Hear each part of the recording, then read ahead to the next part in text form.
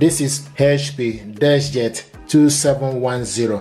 This printer is multifunctional printer. It's multitask, 3-in-1, in the sense you can copy, scan and print from this printer.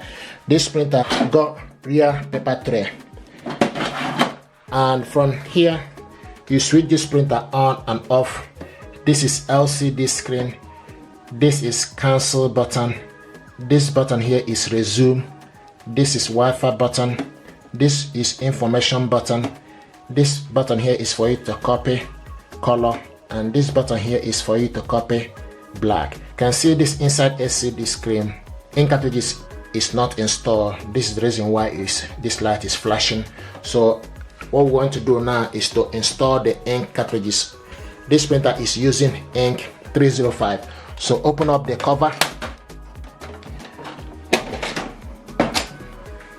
and once you open the cover, then you wait for the ink holder to move. Okay, so the color goes to the left and black goes to the right. So this is the ink cartridges 305 is what this printer is using. So you go in, push it upwards, then take the color, go in, push it upwards, then close it, then wait, give it time for the printer to recognize the ink.